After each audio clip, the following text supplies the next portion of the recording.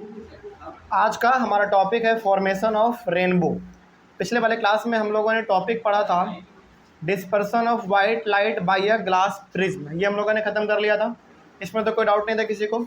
यहाँ से हम लोगों ने ये पढ़ा था कि आखिर ये जो हमारा वाइट लाइट है यानी कि सनलाइट, ये दिखने में तो वाइट रहता है लेकिन ये 7 अलग अलग कलर से मिल के बना हुआ है। वो हमारा 7 कलर कौन है, कैसे याद रखेंगे हम लोग? विवग्योर, VIBGYOR, विवग्योर। ठीक है, लेकिन यही चीज़ हमारा जो रेनबो में है ये उल्टा हो जाता है। देखिए, याद रखने का तरीका विवग्योर है, लेकिन रेनबो में सबसे टॉप पे कौन होगा? रेड, उसके बाद ऑरेंज, यानी कि रेनबो में सीक्वेंस हमारा उल्टा हो जाता है बस। ठीक है, याद करने के लिए विवग्योर याद करेंगे। बस जब बात आए कलर बताने का कि रेनबो में ऑर्डर वाइज कलर बताओ, तो बस इसका हम लोग ऊपर उल्टा कर देंगे, पहले रेड फिर ऑरेंज फिर येलो, इस तरीके से। ठीक है, चलिए इतना हम लोग पढ़ चुके थे। तो आज हमारा टॉपिक है फॉर्मेशन ऑफ रेनबो, यानी कि आखिर रेनबो जो हम लोग देखते हैं आसमान में वो कैसे फॉर्म होता है। ठीक है, इसको, ये जो टॉपिक है आपके बुक में, इसको अपने सामने खोलिए आप, और उसके बगल में एक रैन ड्रॉप दिया हुआ है, उसमें सनलाइट हमारा पास कर रहा है। ये वाला डायग्राम आपका बहुत इंपॉर्टेंट है फॉर्मेशन ऑफ रेनबो को समझने के लिए। ठीक है, समझिएगा ध्यान से इसमें क्या कहा जा रहा है। सबसे इसमें कहा जा रहा है अ rainbow is a natural spectrum appears in the sky after a rain shower. Rainbow जो है ना अपने आप में एक नेचुरल स्पेक्ट्रम है। अच्छा, स्पेक्ट्रम का मतलब क्या? वो स्क्रीन जिसपे हमारा 7 कलर प्रेजेंट होता है, दिखता है, उसी को हम लोग स्पेक्ट्रम कहते हैं। पिछले वाला क्लास में हम लोगों ने बताया था। तो स्पेक्ट्रम का मतलब सिंपल सा है, वो स्क्रीन जिसपे आप व्हाइट लाइट के 7 कलर को प्रेजेंट कर रहे हैं। ठीक है, वो हमारा होगा स्पेक्ट्रम। तो यहाँ पे कहा जा रहा है कि रेनबो अपने आप में एक स्पेक्ट्रम है, लेकिन कैसा है? नेचुरल है। क्या रेनबो को हम लोग बनाते हैं क्या? नहीं, वो तो अपने आप बनता है। यानी कि रेनबो में हमको 7 कलर देखने को मिलता है, इसका मतलब रेनबो अपने आप में स्पेक्ट्रम है, लेकिन कैसा वाला? नेचुरल वाला है। ठीक है, आगे बढ़ते हैं। अच्छा, रेनबो हमेशा कब दिखता है आपको? रेन शावर के बाद दिखता है, यानी कि बरसात हो गया उसके कुछ देर के बाद आपको रेनबो दिखने लगता है। ठीक है, आगे बढ़ते हैं। It is caused by dispersion of sunlight by tiny water droplets present in the atmosphere. ये क्यों होता है? इसलिए होता है क्योंकि जब बरसात होता है, बरसात के कुछ देर के बाद आप देखेंगे इन्वायरमेंट में पूरा का पूरा ना वाटर वेपर फैल जाता है, भर जाता है, और उस वाटर वेपर में क्या होता है? फिर डिस्पर्सन ऑफ लाइट होता है। डिस्पर्सन ऑफ लाइट का मतलब क्या? व्हाइट लाइट हमारा अलग अलग 7 कलर में स्प्रेड करता है।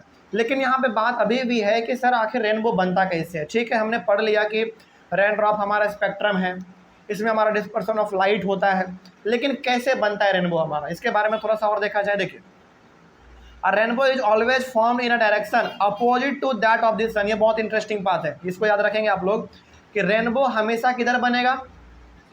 सन के अपोजिट में बनेगा, तभी तो रेनबो पे लाइट पड़ पाएगा, तभी हमारा रेनबो फॉर्म हो पाएगा। तो यहाँ पे आप ये बात रखेंगे याद कि जब भी रेनबो बनेगा वो ऑलवेज सन के अपोजिट साइड में होगा, यानी कि आमने सामने बनेगा हमारा।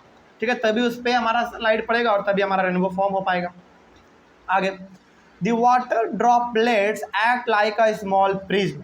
ये वाटर ड्रॉपलेट यानी कि जो वाटर वेपर होता है, ये अपने आप में एक स्मॉल प्रिज्म के जैसा काम करता है। प्रिज्म का मतलब क्या? वो ऑब्जेक्ट जिससे हम लोग व्हाइट लाइट को 7 अलग अलग कलर में बिखेर सकते हैं, जैसा कि आईजैक न्यूटन ने हमको बताया पिछले वाले क्लास में। ठीक है, तो रेन ड्रॉप अपने आप में एक स्मॉल प्रिज्म की तरह काम करता है। अब यहाँ पे देखिए ध्यान से, ये जो लास्ट वाला 2 पॉइंट है ना, ये बहुत इंपॉर्टेंट है। इसको आप समझ गए तो आपको समझ में आ जाएगा कि आखिर रेनबो में होता क्या है। सबसे पहले यहाँ पे देखिए क्या कहा गया है। सबसे पहला कहा गया है the refract and disperse the incident sunlight. इसका मतलब क्या हो, समझना ध्यान से। यहाँ पे वर्ड रिफ्लैक्ट इस्तेमाल नहीं किया गया, यहाँ पे वर्ड इस्तेमाल किया गया रिफ्रैक्ट। और रिफ्रैक्ट का मतलब यहाँ पे बात हो रहा है कि इसका रिफ्रैक्शन का, यानी कि मीडियम हमारा क्या हो रहा होगा? चेंज हो रहा होगा। अब आप अपने डायग्राम को जरा ध्यान से देखिए। ये जो रेन ड्रॉप का डायग्राम आपके बुक में दिया गया है, इसको आप ध्यान से देखेंगे। सबसे पहला जो हमारा ये हमारा रेन ड्रॉप है, हालांकि रेन ड्रॉप इतना बड़ा होता नहीं है, इसको समझाने के लिए आपको बताया गया है। ठीक है, और ये रेन ड्रॉप बेसिकली कौन सा है मालूम है? वाटर वेपर वाला है। और ये वाटर वेपर क्या आपको इतना बड़ा दिखता है? नहीं, वो बहुत ही छोटा होता है, बहुत छोटा। कभी कभी तो खुले आंखों से भी नहीं दिखता हम लोगों को, बस महसूस कर लेते हैं, ठंडा ठंडा हवा लगता है तो। ठीक है, खैर इसको समझाने के लिए इतना बड़ा दिखाया गया है। अब इसमें अलग अलग टर्म का यहाँ पे इस्तेमाल किया गया है, और यहाँ पे टर्म का ही पूरा पूरा खेल है। क्या है देखो, सबसे पहला बात यहाँ पे कहा गया है रिफ्रैक्ट का, मतलब कि लाइट हमारा इसमें रिफ्रैक्ट करता है, लाइट हमारा मीडियम चेंज करता है। एग्जाम्पल के तौर पे समझिए, जैसे हमारा ये रेन ड्रॉप है, तो रेन ड्रॉप है क्या? बेसिकली वाटर, और उसके पहले हमारा कौन सा मीडियम है? एयर। तो जब हमारा सनलाइट एयर से होके इस वाटर वेपर के छोटे से रेन ड्रॉप से टकराएगा, मतलब कि मीडियम क्या कर रहा है हमारा, वो चेंज कर रहा है। सनलाइट सबसे पहले हवा में आ रहा है, आ रहा है, आ रहा है, आ रहा है, धीरे धीरे, और ये हमारा रेन ड्रॉप में टकरा गया, यानी कि एयर से मीडियम हमारा वाटर चेंज हो गया, मीडियम चेंज हुआ ना। और जब मीडियम चेंज होता है तो हमारा क्या कहलाता है, रिफ्रैक्शन कहलाता है। इसलिए यहाँ पे वर्ड इस्तेमाल किया गया था रिफ्रैक्ट। उसके बाद कहा गया and disperse the incident sunlight, और यहाँ पे जैसे ही रेन ड्रॉप में हमारा सनलाइट एंटर करेगा वैसे ही ये डिस्पर्स हो जाएगा, मतलब ये हो गया कि वैसे ही ये 7 कलर में बिखर जाएगा अंदर में ही। अब समझिए ध्यान से, रेन ड्रॉप के अंदर जैसे ही हमारा सनलाइट का रोशनी घुसा वैसे ही ये 7 कलर में हमारा फैल जाएगा। बात समझ आ रही है, 7 अलग अलग कलर में ये स्प्लिट हो जाएगा। अब यहाँ पे समझिए दोबारा आगे क्या कहा गया है, देन रिफ्लेक्ट इट इंटरनली। अब यहाँ पे वर्ड इस्तेमाल किया गया रिफ्लेक्ट। रिफ्लेक्ट का मतलब क्या, एक ही मीडियम में रिफ्लेक्ट करना। अब यहाँ पे देखो, जब हमारा सनलाइट पहली बार रेन ड्रॉप में एंटर किया तो यहाँ पे हमारा रिफ्रैक्शन हुआ क्योंकि मीडियम चेंज हुआ। अब आप केवल और केवल इस रेन ड्रॉप के बारे में सोचो, ठीक है। ये रेन ड्रॉप में हमारा लाइट इधर से आ रहा है, टकरा के यहाँ तक हमारा आके रुक रहा है। तो बताइए, रेन ड्रॉप के अंदर जो हमारा लाइट टकरा रहा है फिर वापस जो मुड़ रहा है हमारा, वो तो रेन ड्रॉप के अंदर में ही हो रहा है ना, मतलब कि मीडियम तो सेम है हमारा फिलहाल। तो जब मीडियम हमारा सेम हो उसमें रिफ्लेक्शन हमारा और इंसिडेंट रे दोनों जब एक ही बार एक ही मीडियम में हो जाए वो हमारा क्या कहलाता है, रिफ्लेक्शन कहलाता है। तो यहाँ पे टर्म का सारा खेल है। रेन ड्रॉप में लाइट एंटर करने से पहले हमारा था सनलाइट का रोशनी किस में, एयर में। रेन ड्रॉप में गया, मीडियम चेंज हो गया, इसीलिए वो हमारा कहला गया रिफ्रैक्शन, यानी कि रिफ्रैक्ट वहाँ पे वर्ड आया। अब रेन ड्रॉप के अंदर ये इंटरनली रिफ्लेक्ट कर रहा है, यानी कि रेन ड्रॉप के अंदर ही ये रिफ्लेक्ट कर रहा है। तो जब रेन ड्रॉप के अंदर ही ये रिफ्लेक्ट कर रहा है, यानी कि यहाँ से आया, यहाँ पे टकराया, फिर यहाँ से यहाँ आ गया, लेकिन इसका मतलब है कि आ रहा है वाटर में ही, फिर जा रहा है हमारा वाटर में ही, ठीक है ना। तो ये हमारा क्या हो गया, रिफ्लेक्शन हो गया, क्योंकि मीडियम हमारा भी फिलहाल वाटर ही है, सेम ही मीडियम है, एक ही मीडियम है।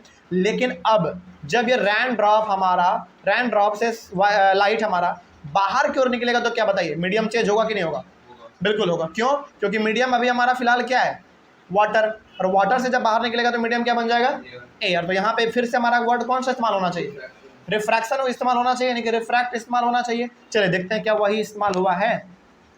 एंड फाइनली रिफ्रैक्ट, बाद में हो गया ना वर्ड इस्तेमाल, refract it again when it comes out of the rain drop. तो सबसे पहले जब रेन ड्रॉप में हमारा सनलाइट एंटर करेगा उसमें रिफ्रैक्ट होगा, अंदर में ही हमारा ये इंटरनली अंदर में ही रिफ्लेक्ट करेगा, यहाँ पे वर्ड होगा, वर्ड हमारा इस्तेमाल होगा रिफ्लेक्ट।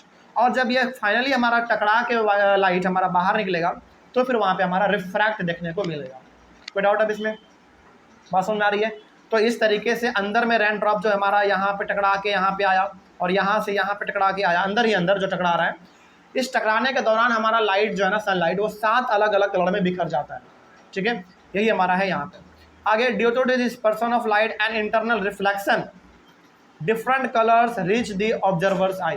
और इसीलिए अंदर में जो हमारा रिफ्लेक्शन हुआ उसके कारण और डिस्पर्सन ऑफ लाइट के कारण ये हमारा पूरा का पूरा रेन ड्रॉप कैसा दिखता है, 7 कलर का दिखता है। और सोचो, ये तो एक रेन ड्रॉप का बात हो रहा है, केवल ऐसे ऐसे करोड़ों मिलियन ट्रिलियन बिलियन एकदम रेन ड्रॉप हमारा वाटर वेपर के तौर पे इन्वायरमेंट में होता है।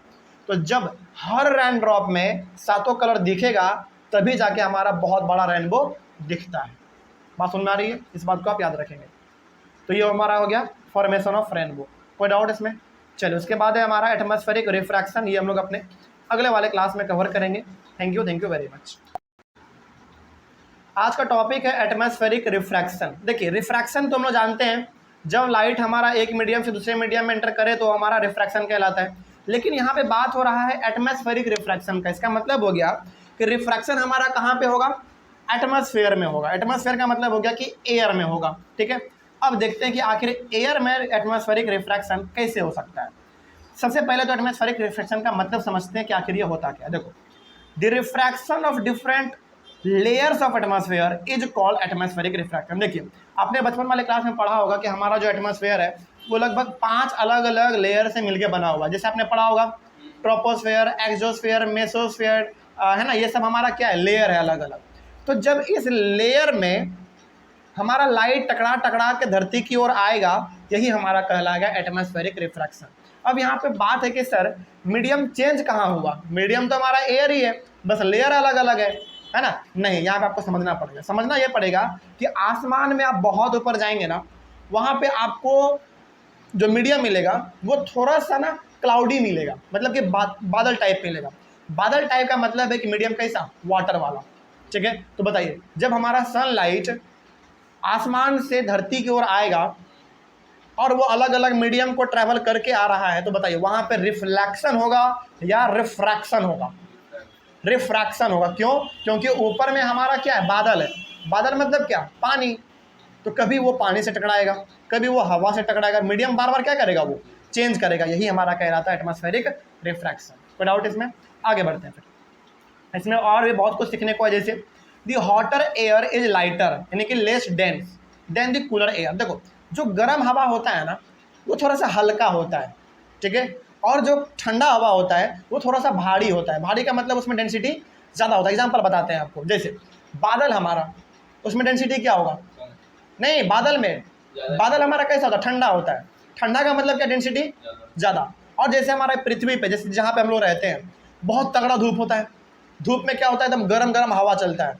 वहाँ पे क्या हो गया, हमारा हवा बहुत ही हल्का हो गया, लाइटर हो गया, यानी कि वहाँ पे हमारा कैसा होगा, एयर डेंसिटी से कम होगा, ठीक है। तो यहाँ पे आपको समझना ये है कि जो गर्म हवा होगा उसका डेंसिटी कम होगा, यानी कि उसमें वो बेसिकली डेंस कम होगा। लेकिन जो ठंडा हवा होगा उसमें डेंसिटी ज़्यादा होगा। इसका मतलब ये है कि वो डेंस ज़्यादा होगा, ठीक है। तो यहाँ पे बेसिकली बताया जा रहा है कि एटमॉस्फेयर में हमारा जो अलग अलग लेयर हैं वो सबका डेंसिटी अलग अलग है। तो आप ज़रा समझिए, जब हमारा सनलाइट ऊपर से नीचे की ओर आएगा, हर एक लेयर से टकराएगा, तो सनलाइट हमारा जो है ना, हर बार अपना डायरेक्शन क्या करेगा, चेंज करेगा। इसीलिए यहाँ पे कहा गया था refraction, atmospheric refraction. Due to this the refractive index of hotter air is less than that of cooler air. इसीलिए हॉटर एयर का जो रिफ्रैक्टिव इंडेक्स होगा वो कम होगा, और जो कूलर एयर का रिफ्रैक्टिव इंडेक्स होगा वो ज़्यादा होगा। इसका मतलब ये हो गया कि जो हॉटर एयर है हमारा, उसमें लाइट कम बेंड करेगा, और जो कूलर एयर है जिसमें डेंसिटी ज़्यादा है, उसमें लाइट हमारा ज़्यादा बेंड करेगा। कोई डाउट इसमें? चले, तो इसका हालांकि इसका एग्जांपल अभी देंगे, आपको समझ में आ जाएगा। एग्जांपल हमारा ट्विंकलिंग ऑफ स्टार्स, इसका सबसे बेहतरीन एग्जांपल ट्विंकलिंग ऑफ स्टार। आपके माइंड में सवाल आना चाहिए कि सर स्टार ट्विंकल क्यों करता है, यानी कि टिमटिमाता क्यों है ना। देखो, स्टार एक्चुअली में टिमटिमाता नहीं है, स्टार जैसा है वो वैसा ही रहता है। हमको टिमटिमाता हुआ फिर दिखता क्यों है? Because of different layer, because of different layer. क्योंकि हर एक लेयर से जब उसका लाइट टकरा टकरा के आता है ना, वो हर बार अपना पाथ चेंज करता है, और इतना फास्ट पाथ वो चेंज करता है कि हमको वो क्या लगता है कि टिमटिमा रहा है। नहीं, वो टिमटिमा नहीं रहा होता है। बेसिकली वो लाइट अपना जब ऊपर से नीचे आ रहा होता है धरती पे, हर बार अपना लाइट का जो अपना डायरेक्शन है वो बार बार चेंज कर रहा होता है, बहुत ही तेजी में, क्योंकि उसको डिफरेंट लेयर से पास करना है। और डिफरेंट लेयर का क्या है, रिफ्रैक्टिव इंडेक्स अलग अलग है। तो हर बार जब अपना डायरेक्शन फास्ट चेंज करता है ना, तो हमको क्या नजर आ जाता है कि वो ट्विंकल कर रहा है। एक्चुअली वो ट्विंकल करता नहीं है, बस अपना लाइट का जो स्पीड है वो बहुत जल्दी से तेज करता है, इसलिए हमको कैसा दिखता है, स्टार ट्विंकल करता है वो दिखता है। लेकिन क्या एक्चुअल में स्टार ट्विंकल करता है? नहीं, करता नहीं है। खैर आगे देखते हैं इसमें और क्या बात है। The twinkling of a star is due to atmospheric refraction of star light. तो ट्विंकलिंग ऑफ स्टार क्यों होता है?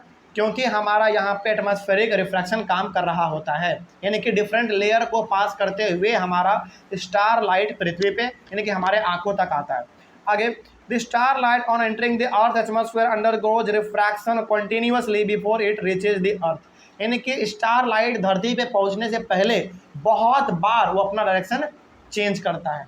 उसका लाइट का जो डायरेक्शन है वो बार बार अपना चेंज करता है। क्यों डायरेक्शन चेंज करता है भाई? क्योंकि अलग अलग रिफ्रैक्टिव इंडेक्स हमारे आसमान में पाए जा रहे हैं, ठीक है। आगे, the atmospheric refraction occurs in a medium of gradually changing refractive index. और जितने भी एटमॉस्फेरिक ऊपर में हमारे लेयर हैं, सबका रिफ्रैक्टिव इंडेक्स कैसा है? अलग अलग है। कोई डेंस है, कोई लेस डेंस है, कोई बहुत कम डेंस है, इस तरीके से। आगे बढ़ते हैं, और इसमें बहुत कुछ है, जैसे the atmosphere bands star light towards the normal, the apparent position of the star is slightly different from its actual position। अब जरूर यहाँ पे ध्यान से समझना, इसके लिए आपके बुक में भी एक डायग्राम दिया गया। एक बच्चा है, आसमान की ओर स्टार को देख रहा होता है, ठीक है। देखो, कभी भी आप जो स्टार को देखते हैं ना, तो स्टार का वो एक्चुअल पोजीशन नहीं होता है। मतलब ये हो गया कि आसमान में यदि तारा है, यदि हम उसको देख रहे हैं तो आपको क्या लगता है कि तारा का वो फिक्स पोजीशन है? नहीं, तारा कहीं और होता है। हमको जो दिख रहा होता है ना, उसका वो एक्चुअल पोजीशन नहीं है। समझिएगा ध्यान से, जो स्टार हम लोग आसमान में देखते हैं उसका वो एक्चुअल पोजीशन नहीं है, उसका पोजीशन कुछ और होता है। तो फिर वो हमको दिखता क्यों है? हमको दिखता क्यों? देखो, इसलिए दिखता है क्योंकि हर बार जब स्टार लाइट आसमान को चिढ़ते हुए हमारे आंखों तक पहुंचता है ना, अपने डायरेक्शन को बार बार चेंज कर रहा होता है, और चेंज करने के चक्कर में हमको स्टार कैसा दिखता है? बिल्कुल सीधा दिखता है कि भाई हमारे आंख के सीधा है, यानी कि हमारा वही स्टार है। लेकिन एक्चुअल में वो हमारा स्टार होता नहीं है, उसका पोजीशन कुछ और होता है। ठीक है, तो यहाँ पे अब आपको ये समझ में आ गया कि जो स्टार हम लोग देखते हैं उसका एक्चुअल में वो लोकेशन नहीं होता है, उसका लोकेशन कुछ और होता है। कोई रीजन पूछ दे क्यों? क्यों ऐसा होता है? क्योंकि हर बार स्टार लाइट जब धरती की ओर आता है, हमारे आंखों तक आता है, तो अपना हर बार डायरेक्शन चेंज कर रहा होता है, और इतना बार डायरेक्शन चेंज कर लेता है कि उसका डायरेक्शन ही अलग हो जाता है पूरा। ठीक है, और हमको दिखता सीधा है लेकिन एक्चुअल में वो होता नहीं है, उसका स्टार का पोजीशन कहीं पे और होता है, हमको दिखता है बेसिकली सीधा है। अच्छा, कभी आपने गौर किया है कि जब आप स्टार को देखते हैं तो क्या वो टेढ़ा दिखता है? नहीं, बिल्कुल सीधा दिखता है, लेकिन वो एक्चुअल उसका पोजीशन है क्या? नहीं, उसका पोजीशन कुछ और होता है। आगे बढ़ते हैं फिर। The stars appear slightly higher above its actual position when viewed near the horizon। horizon का मतलब हो गया बेसिकली आप पृथ्वी से देखो, लैंड पे खड़े होकर देखो, उसी का मतलब आप फिलहाल होराइजन समझ लीजिए। तो जो हम लोग स्टार को देखते हैं ना, हमेशा स्टार ऊपर दिखता है, लेकिन एक्चुअली में स्टार होता कहाँ है? उससे नीचे होता है। आप अपने डायग्राम में देखिए, आप अपने डायग्राम में देख रहे होंगे कि एक बच्चा का जो डॉटेड लाइन वाला दिखाया गया है, वो क्या उसका एक्चुअल पोजीशन है स्टार का? नहीं, एक्चुअल पोजीशन स्टार का कहाँ है? उसके नीचे है। ठीक है, तो स्टार जो हमारा होता है वो बेसिकली नीचे होता है, लेकिन दिखता हमको उससे ऊपर है, वो भी बिल्कुल सीधा दिखता है। लेकिन यहाँ पे अब आपको मालूम चल गया कि कभी भी स्टार का एक्चुअल पोजीशन आप नहीं देख रहे होते हैं, वो उसका डुप्लीकेट पोजीशन आप देख रहे होते हैं। उसका एक्चुअल पोजीशन हमेशा समझ लीजिएगा कि उससे नीचे ही होगा। जो आपको स्टार दिख रहा है ना, उससे उसका एक्चुअल पोजीशन नीचे ही होगा। ये हमारा ट्विंकलिंग ऑफ स्टार है। आगे, when the atmosphere refracts more light coming from a star to an observer, she feels to be bright। अब देखो, जब हमारा एटमॉस्फेयर लाइट ज़्यादा रिफ्रैक्ट करता है, यानी कि लाइट स्टार के लाइट को ज़्यादा वो मोड़ता है, तो उस समय पे हमको लाइट स्टार कैसा दिखता है? ज़्यादा चमकदार दिखता है। लेकिन जब हमारा एटमॉस्फेयर लाइट को कम रिफ्रैक्ट करेगा तो लाइट हमको डिम दिखेगा स्टार का। ठीक है, अच्छा, क्या स्टार हमेशा एक ही तरह दिखता है क्या? नहीं, कभी बहुत उजला दिखता है, कभी बहुत धीमा दिखता है। ऐसा इसलिए होता है क्योंकि हमारा एटमॉस्फेयर उसको अलग अलग तरीके से रिफ्रैक्ट कर रहा है। ज़्यादा रिफ्रैक्ट करने का मतलब है लाइट अच्छे तरीके से आना, कम रिफ्रैक्ट करने का मतलब है लाइट अच्छे तरीके से नहीं आ पाना। इसका एग्जाम्पल बताते हैं आपको। जब बारिश होता है ना, तो स्टार आपको बिल्कुल नहीं दिखता, और यदि दिखता भी है तो बहुत धीमा दिखता है, बहुत डीम दिखता है। क्यों? क्योंकि एटमॉस्फेयर में रिफ्रैक्टिव जो लेयर है हमारा बेसिकली वो बढ़ गया है, और इतना लेयर बढ़ गया है कि वो हर बार स्टार के लाइट को रोक दे रहा है, इसलिए आपके आंखों तक नहीं पहुंच पा रहा है। लेकिन जब बहुत गर्मी वाला सीजन होता है, बहुत साफ आसमान होता है, तो आप देखेंगे स्टार बहुत टिमटिमाता हुआ नजर आएगा, एकदम साफ नजर आता है। क्यों? क्योंकि उस समय पे लेयर हमारा उतना काम नहीं कर रहा होता है, बिल्कुल आसमान साफ होता है, डायरेक्ट लाइट हमारे आंखों तक आता है। ठीक है, इसीलिए यहाँ पे कहा गया था। So the starlight reaching an observer's eyes changes randomly due to atmospheric refraction and the star appears to be twinkling। इसीलिए हमारे आंखों तक जो स्टार का लाइट पहुंचता है वो हर बार हमको कैसा दिखता है? ट्विंकल करता हुआ दिखता है, टिमटिमाता हुआ दिखता है। लेकिन क्या एक्चुअल में स्टार ट्विंकल करता है? नहीं करता है। फिर हमको दिखता क्यों है? क्योंकि उसका जो लाइट का डायरेक्शन है ना, वो हर बार चेंज हो रहा होता है, और वो इतना फास्ट चेंज हो रहा होता है कि हमको वो टिमटिमाता हुआ दिखने लगता है। कोई दिक्कत इसमें? यही हमारा ट्विंकलिंग ऑफ स्टार है। देखो, ट्विंकलिंग ऑफ स्टार में ना, यदि आपको बहुत कुछ याद ना रहे तो आप केवल इतना याद रखिएगा कि स्टार लाइट जब हमारे एटमॉस्फेयर में एंटर करता है ना, उसको हमारे आंखों तक पहुंचने से पहले बहुत लेयर को क्रॉस करना पड़ता है, और हर लेयर का अपना रिफ्रैक्टिव इंडेक्स अलग अलग है। यानी कि कोई इंडेक्स लाइट को कम मोड़ता है, कोई लेयर लाइट को ज़्यादा मोड़ता है। यानी कि हर एक लेयर का अपना लाइट को बेंड करने का कैपेसिटी अलग अलग है, और इसी वजह से इतना फास्ट वो चेंज करता है अपना डायरेक्शन कि हमको वो टिमटिमाता हुआ दिखने लगता है। यही हमारा ट्विंकलिंग ऑफ स्टार। अच्छा, अब फिर सवाल है कि सर प्लैनेट ट्विंकल क्यों नहीं करता? प्लैनेट डू नॉट ट्विंकल, यानी कि प्लैनेट जो हम लोग पढ़ते हैं Mars, Neptune, Jupiter, Saturn, Uranus, ये सब क्यों नहीं ट्विंकल करता है? जबकि सर स्टार से नज़दीक हमारा तो ट्विंकल है, ये और ज़्यादा स्टार से ज़्यादा नज़दीक हमारा प्लैनेट है, तो ये तो और चमकना चाहिए, फिर क्यों नहीं चमकता है? उससे भी नज़दीक हमारा मून है, फिर मून क्यों नहीं चमकता है? अच्छा, क्या अभी आपने मून को देखा है? क्या मून स्टार के जैसा टिमटिमाता है क्या? नहीं, वो तो नॉर्मली हमारा जैसा वैसा दिखता है आपको। फिर सवाल होना चाहिए ना कि सर हमने बचपन वाले क्लास में पढ़ा था कि स्टार हमारा सबसे दूर है, उससे नज़दीक हमारा प्लैनेट है, उससे भी नज़दीक हमारा मून है, फिर मून और प्लैनेट अलग अलग, चमकता क्यों नहीं है, टिमटिमाता क्यों नहीं है? इसके पीछे रीज़न ये है नज़दीक होने का। मतलब कि ये मून और प्लैनेट हमारे आँखों के इतने नज़दीक हैं कि ये टिमटिमाता भी है ना, तो हमको वो फील नहीं आ पाता है। इसका एग्जांपल आपको बताते हैं, सपोज ऐसे आप समझिए। अच्छा चलो एक मिनट, बस हम इसको थोड़ा सा पढ़ा देते हैं ताकि आपको इसमें ज़्यादा समझ में आ पाए। ट्विंकल आखिर हमारा प्लैनेट क्यों नहीं करता है, ठीक है, देखते हैं, तब आपको समझ में ज़्यादा आएगा। The planets are much closer to the earth and are thus seen as extended sources. If we consider a planet as a collection of a large number of point-sized sources of light, the total variation in the amount of light entering our eye from all the individual point-sized sources will average out to 0, thereby nullifying the twinkling effect. आपको समझ में नहीं आया होगा मेरे हिसाब से, समझिए। हम ये मान के चल रहे हैं कि आपको कुछ नहीं समझ में आया, जरा समझो इसमें है क्या। हमारा प्लैनेट और मून हमारे आंखों के इतने नज़दीक है, देखो ऑब्वियस ही बात है, प्लैनेट और मून दोनों ट्विंकल करते हैं, समझना ध्यान से, दोनों ट्विंकल करते हैं, लेकिन ये इतने नज़दीक है ना, ज़रा समझना ध्यान से। आप यहाँ क्या बताना चाह रहे हैं, हमारा मून और प्लैनेट ट्विंकल करता है, बिल्कुल ट्विंकल करता है, वो भी टिमटिमाता है, लेकिन फिर दिखता क्यों नहीं है? इसलिए नहीं दिखता क्योंकि पहली बात तो हमारे आँख के बहुत नज़दीक है।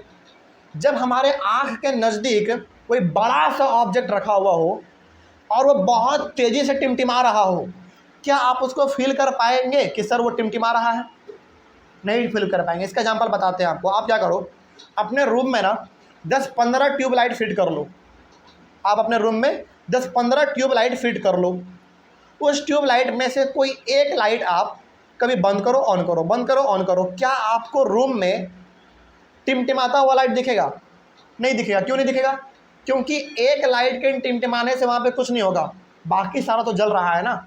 वही बात यहाँ पे कहा गया है कि प्लैनेट और मून हमारे इतने नज़दीक हैं कि इसके बहुत सारे लाइट हमारे आंखों तक पहुँच रहे हैं और ये इतने फास्ट ट्विंकल कर रहे हैं कि हम इसको ट्विंकलिंग ऑब्जर्व ही नहीं कर पा रहे हैं। ये नलीफाई हो जा रहा है। नलीफाई का मतलब क्या हो गया? हम इसको ऑब्जर्व ही नहीं कर पा रहे। ट्विंकल तो कर रहे हैं लेकिन हमारा आँख उसको ऑब्जर्व ही नहीं कर पा रहा। क्यों?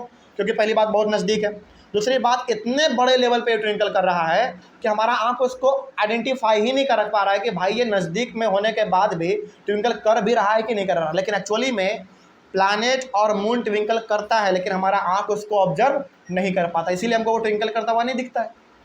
कोई डाउट है इसमें? तो सारे के सारे ट्विंकलिंग इफेक्ट के एवरेज को निकाला जाए तो बिल्कुल 0 आता है। इसका एग्जाम्पल मैंने आपको साफ बताया। आप क्या करो, अपने रूम में 10-15 ट्यूबलाइट फिट कर लो, उसमें से कोई, चलो एक काम करो, अब 10-15 ट्यूबलाइट फिट कर लो और सभी को एक ही साथ बंद करो ऑन करो, बंद करो ऑन करो। आप देखना ऑब्जर्व नहीं कर पाओगे कि यार टिमटिमा भी रहा है, नहीं कर पाओगे। लेकिन यदि आपके रूम में एक ट्यूबलाइट लगा हुआ है, उसको आप बंद करो ऑफ करो, बंद करो ऑफ करो, आपको लगेगा कि नहीं वाकई में टिमटिमा रहा है ना। ऐसा होता है हमारा। इसीलिए प्लैनेट और मून हमारा ट्विंकल नहीं करता है। हालांकि करता तो है लेकिन हमको करता हुआ दिखता वो नहीं, हमारा आंख उसको ऑब्जर्व भी नहीं कर पाता क्योंकि बड़े लेवल पे ट्विंकल करता है, हमारा आंख उसको आइडेंटिफाई नहीं कर पाता है। ठीक है, चलिए कोई डाउट है इसमें? लेकिन स्टार हमारे से इतना दूर है, इतना दूर है कि वो ट्विंकल करता भी है ना तो हमारे आंख को पता चल जाता है। बात समझ आ रही है? क्योंकि वो बहुत दूर है। आगे बढ़ते हैं फिर। अब यहाँ पे हमारा advance sunrise and delayed sunset, इसके बारे में भी थोड़ा सा हम लोग पढ़ लेते हैं। क्या है इसके बारे में? देखो, एडवांस सनराइज और डिलेड सनसेट ये क्या है? टॉपिक है advance sunrise and delayed sunset. देखो इसके बारे में पढ़ो। The sun is visible to us about 2 minutes before the actual sunrise and about 2 minutes after the actual sunset because of atmospheric refraction. ये आपको समझना पड़ेगा है क्या। देखो, the sun is visible to us about 2 minute before the actual sunrise. यानी कि जब आप, चलो क्या काम करना, आपके लिए होमवर्क है, आप सुबह उठो, आप सुबह जल्दी उठना, ठीक है। सनराइज को आप देखो, बिल्कुल ऊपर उठ रहा है धीरे धीरे। जब आपको पहली बार सनराइज दिख जाए सुबह में, समझ जाना कि ये एक्चुअल में सनराइज नहीं है। यानी कि एक्चुअल में सन जो दिखेगा ना आपको, वो 2 मिनट के बाद आता है। इसका मतलब ये हो गया कि हम लोग जो सुबह में सूरज को देखते हैं, क्या वो एक्चुअल में होता है सनराइज? नहीं, एक्चुअली में हमारा सन ऊपर आएगा 2 मिनट के बाद। मतलब ये हो गया कि 2 मिनट हमको पहले ही सूरज की रोशनी दिख जाती है। कोई डाउट है इसमें? बात समझ में आ रही है? अब हम क्या कहना चाह रहे हैं? कहना ये चाह रहे हैं कि सुबह में जो हम लोग पहली बार सनराइज देखते हैं, वो एक्चुअल में सनराइज हमारा नहीं होता है। एक्चुअल में सनराइज हमारा कब होगा? 2 मिनट के बाद होगा। जैसे आप क्या करना, सुबह उठना, आप पहली बार सूरज की किरण को देख लेना, आप वहीं पे तुरंत समझ आना कि हमको जो सूरज की किरण दिख रही है ये एक्चुअल नहीं है। जो एक्चुअल होगा वो 2 मिनट के बाद आएगा। इसका मतलब हो गया कि सनराइज हमारा 2 मिनट पहले ही हो जाता है। इसीलिए छठ पूजा में आप देखेंगे, छठ पूजा में खास करके इसको आप देखेंगे कि जो पर्व करते हैं छठ पूजा में, वो पानी में खड़े रहते हैं। उनको क्या लगता है? सनराइज हो गया, इसका मतलब अब अर्घ देना शुरू करो। लेकिन आप हमेशा गौर करेंगे कि जैसे ही सूरज उगता है वैसे ही वो अर्घ देना शुरू नहीं करता है। 1-2 मिनट वो वेट ज़रूर करते हैं। और मान लो कि यदि वो वेट नहीं भी करते हैं तो पूजा पाठ का सामान इकट्ठा करते करते वेट हो ही जाता है कि नहीं? इसीलिए एक्चुअली में जो सनराइज हमारा होगा वो 2 मिनट के बाद होगा। वो दिख जाता है 2 मिनट पहले ही, लेकिन एक्चुअली में वो होता नहीं है। 2 मिनट के बाद एक्चुअली में सूरज उगने वाला है, ठीक है। और यही चीज़ हमारा इसका जस्ट उल्टा हो जाता है सनसेट में। सनसेट में मतलब ये हो गया, सनसेट में क्या होता है? सूरज पूरा डूब चुका है, सूरज पूरा डूब चुका है, लेकिन अभी भी आपको दिख रहा है। इसका मतलब हो गया कि शाम के समय में जब सूरज हमारा डूब रहा होता है तो आप समझ जाइएगा कि सन हमको दिख रहा है, यानी कि एक्चुअल में हमको सन नहीं दिख रहा है, वो डूब चुका है, वो हमको फिर भी दिख रहा है, ठीक है। वही भाई इसमें कहा गया था, एडवांस सनराइज का मतलब क्या हो गया? 2 मिनट पहले ही दिख जाना। और डिलेड सनसेट का मतलब क्या हो गया? 2 मिनट बाद उसका डूबना। यानी कि जब हमारा शाम ढलता है तो जो आप देखते हैं शाम ढल गया, वो हमारा सूरज ढल चुका होता है, लेकिन फिर भी हमको 2 मिनट तक क्या दिखता है? उजाला दिखता है।